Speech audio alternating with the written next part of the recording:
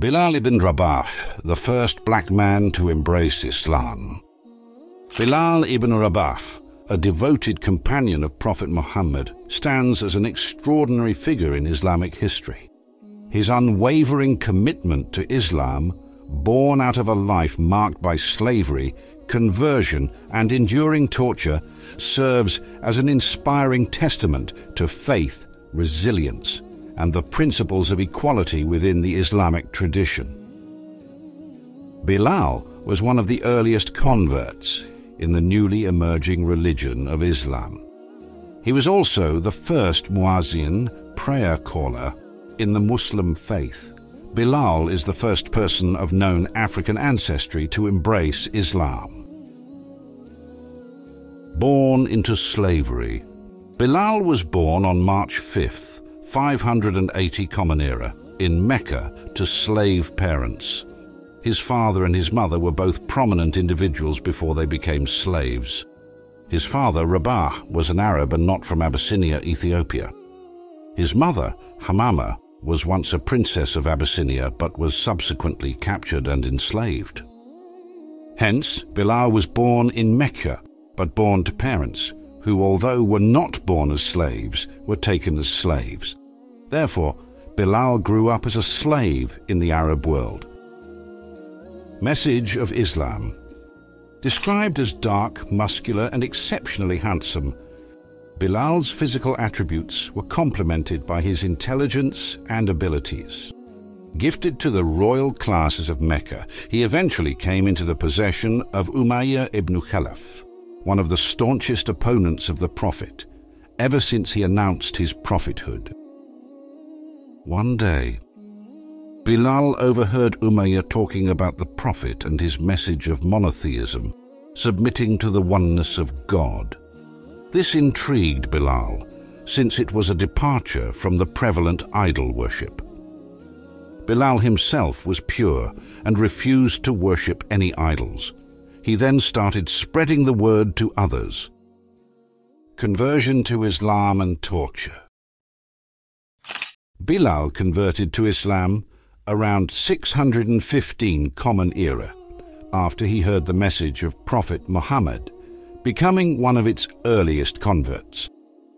Converting to the new Islamic faith was a challenge for this enslaved person, since it was not the religion of his owner, and many of the earliest Muslims faced ridicule and harassment from non-Muslims once their decision to embrace Islam became known. Bilal's owner Umayyah, who was anti-Islam, discovered Bilal's conversion and immediately subjected him to torture as punishment for converting to Islam. Torture was heaped on Bilal, who responded by repeating the words, "Ahad, Ahad," one God. And for that Ahad, Ahad, Bilal would be tortured and pushed to the brink of death repeatedly.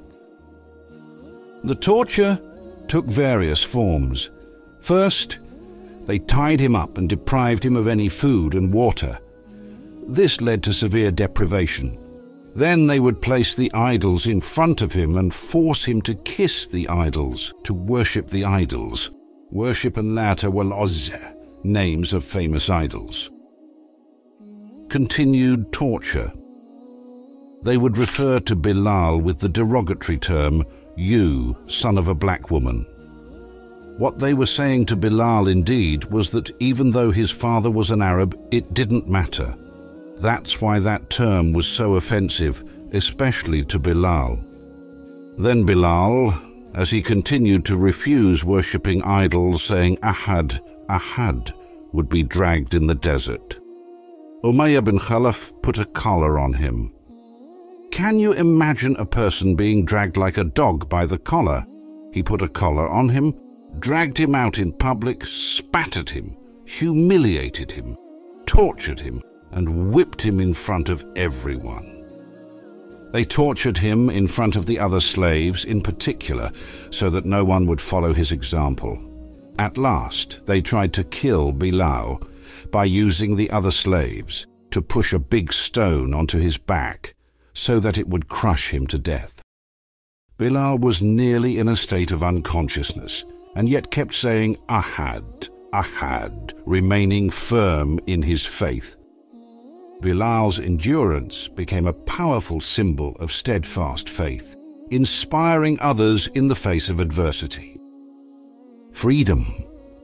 News of Bilal's torture and his resistance to it eventually spread, leading the Prophet Muhammad to send Abu Bakr, his best friend, who also happened to be a wealthy trader and one of the few Muslims at the time to investigate Bilal's plight. Abu Bakr came to an open field where, after witnessing Bilal's torture, decided to negotiate with Umayyah for his freedom. Abu Bakr came to Umayyah and said to him, "How much do you want for this slave? How much do you want for him?" Umayyah ibn Khalaf said, 10 dinars, which was a huge price for a slave at the time. Without thinking, Abu Bakr gave him 10 dinars. Umayyah laughed and commented, "If you would have argued with me a little bit and tried to negotiate, I would have given him to you for even 1 dinar. Abu Bakr responded, "By Allah, if you were to sell him for 100 dinars, I still would have purchased his freedom." Subhanallah, look at the change that took place in Bilal's life, how much the Muslims valued him. When Abu Bakr paid that huge price for Bilal, some people started spreading rumors that Abu Bakr was only doing this to show off, or that there was something between him and Bilal, such as a debt. But Allah subhanahu wa ta'ala defended Abu Bakr. Allah revealed in the Quran in Surah Al-Layl that he only spent that money to please Allah, for the pleasure of Allah, and for nothing else. There's no worldly gain out of this. Recovery. Bilal was cared for and nursed back to health. Upon his recovery, he was taken to Prophet Muhammad, where he stood by the Prophet's side in giving support and calling others to Islam.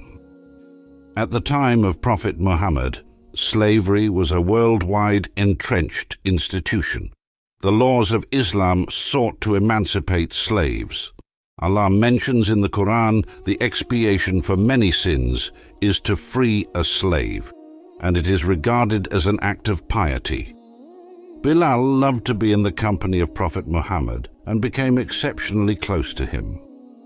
Various traditions mention Bilal having the honor of waking the Prophet each morning for prayer and spending as much time as possible in his company.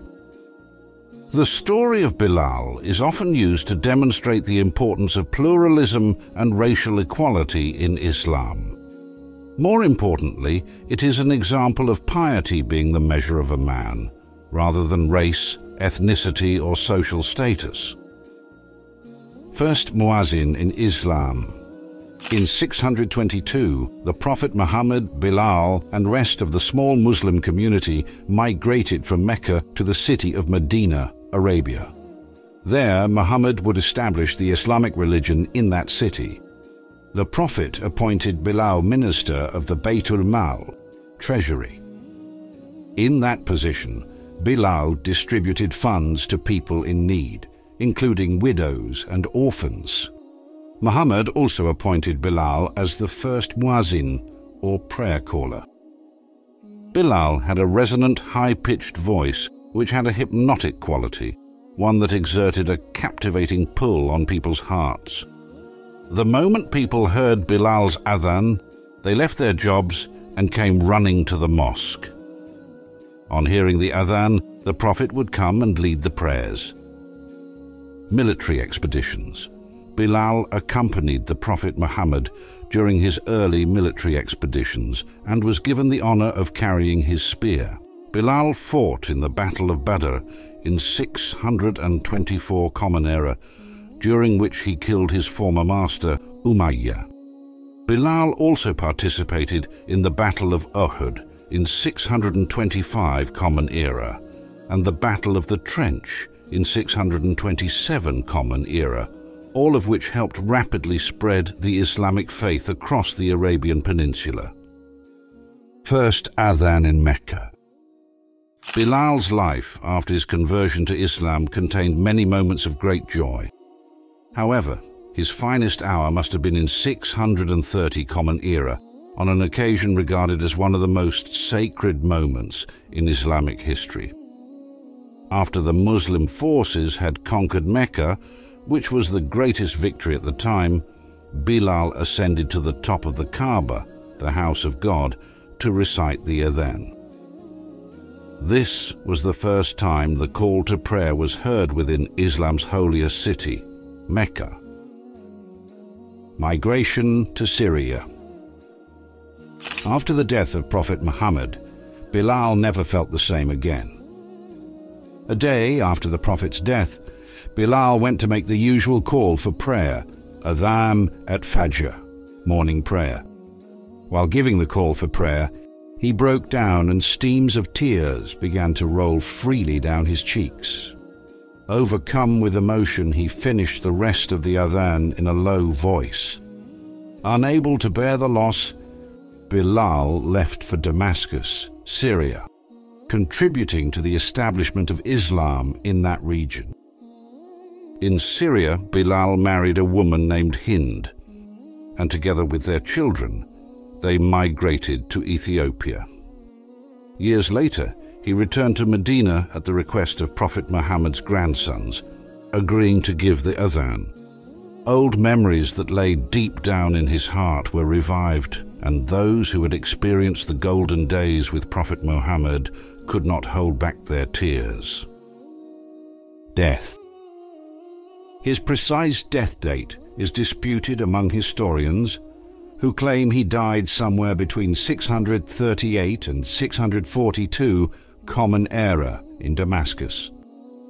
We can be sure that his eternal abode is paradise for Prophet Muhammad, called Bilal, a man of paradise. On his deathbed, when his wife Hind cried out, "Wahazana, what a great grief," Bilal replied with, "Watarabah, what a great joy. Tomorrow I will meet with my loved ones, Muhammad and his companions," he is said to have told his wife.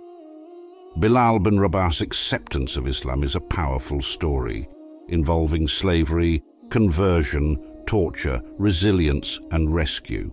It touches on aspects of racism, is a lesson in pluralism, and teaches us that piety is the only way to measure a person's worth. Bilal's journey inspires believers to navigate life's challenges with unwavering faith and commitment to justice.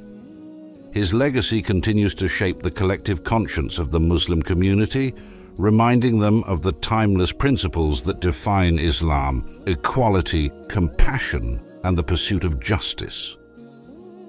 As the first voice to call the faithful to prayer, Bilal's echo resonates through the ages, inviting believers to rise above adversity and embody the principles that define Islam.